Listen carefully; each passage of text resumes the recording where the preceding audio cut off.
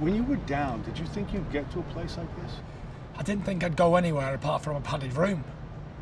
That's how down I was. So to be here now a couple of years later after that, it's not only a miracle, but a blessing from God as well.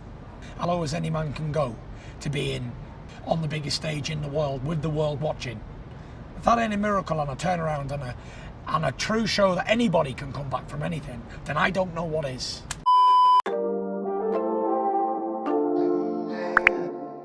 Walk-ons, what's going on? It's Sam Stillwater, walk-on coach.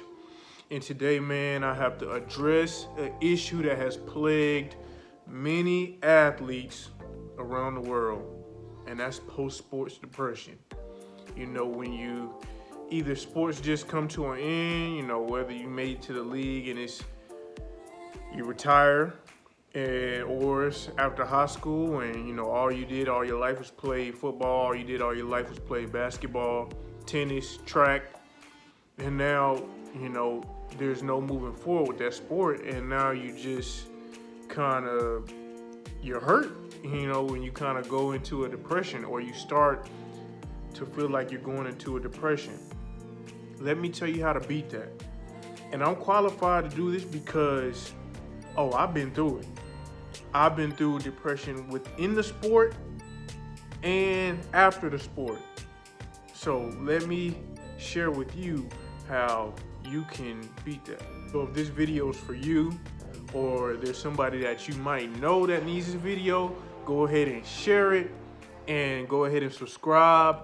This channel is for athletes around the world, and especially walk-on athletes, where I share information and pull information for you that's going to help you overcome the obstacles that we encounter in this life that we chose. So let me tell you what I think led to my version of depression for me and see if you can relate. So I played football really all my life. Although, you know, I was intelligent outside of football and, you know, I had family that loved me, all these other things, I focused on football. Once I figured out that I was nice at football and I figured out, this is what I want to do with my life. I want to play professional football, make all this money. And, you know, I was always passionate about helping people, but my vehicle was going to be football to take me where I wanted to go in life. And I tied my worth to football because that's what I focused on all my life. And when it wasn't going the way that it needed to go, and when it ended, depression, man. And honestly, that's why we all go into depression, because we start to tie our worth to these things, because that's really all we know. And that's how we end up saying and feeling like, oh man, the sport, basketball is over for me. I don't know what else I can do with my life, man. That's all I know. How many times have you heard that, or how many times have you said that? And luckily, you're wrong. That's not true. You know what I'm saying? Your worth does not come from the sport. And that only reason you think that is because your foundation wasn't right from the start. And that's okay, because, you know, we were kids. We started playing when we were kids. And that's what we focused on. And you have time to still get your foundation right. And that just means finding out where your real worth comes from. Where does your worth come from? And that comes from, you know, you may believe different things, but your creator gave you worth. I believe in God. God gave me my worth, and he created me to do many things and do them well. All right, so let's get into it. I'm no preacher, but I do have some scriptures for y'all throughout this video, because they just are perfect for getting this point across. So let's go with the first one. Bear with me, y'all. This is Isaiah 43:19. See, I am doing a new thing. Now it springs up. Do you perceive it? I am making a way in the wilderness and streams in the wasteland. I know he's all right. When I was in the depression, I felt like I was in the wasteland. I felt like it was nothing out here for me. But what does the scripture say? It says, I am making a way in the wilderness and streams in the wasteland. A way will be made. And before that, it asks, do you perceive it? So just hold that scripture for a second. We're going to go to another scripture, and that's Psalms 30:5. Psalms 30:5 says, weeping may endure for a night, but joy cometh in the morning. I know y'all know that one. And what that's telling you is, that's a promise to you that joy is coming in the morning. You may be feeling like, there's nothing for you right now, but joy is coming in the morning. It cometh in the morning. Now, that's not real specific, but it is a promise that it's going to come from somewhere. Now, all you got to do is figure out what stream is going to take you there. So how do you find those streams? It's going to take some work. James 2:26, faith without works is dead. The two scriptures promised you something. So there's your faith. If you truly believe them, there's your faith. But a huge part of this is going to be the work. So let's get into what the work is. I would recommend, number one, reading and audiobooks.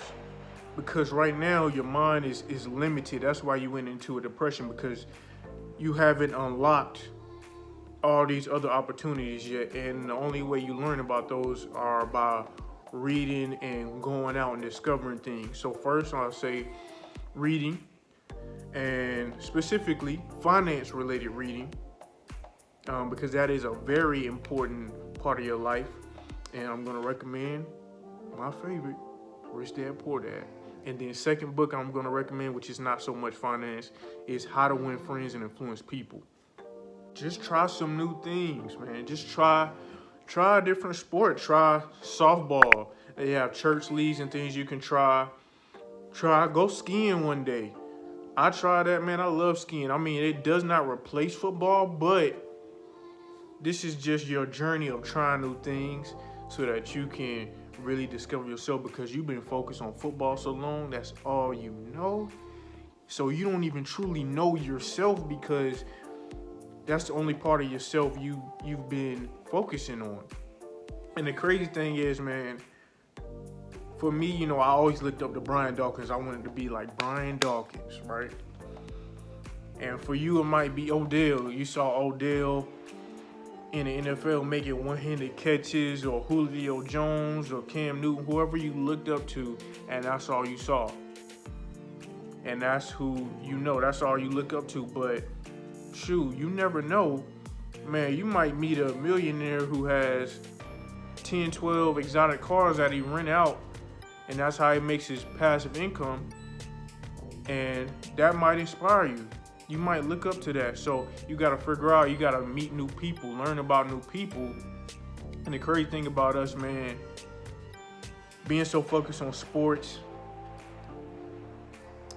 we tuned out a lot of things. There were probably a lot of things that passed our way that we just freaking didn't see because we had tunnel vision on football. So you might have had somebody come to one of your classes in middle school or high school talking about financial freedom or real estate, and you like, yeah, you listening to them, but you like, I don't need none of that because I'm gonna be a millionaire because I'm going to the league.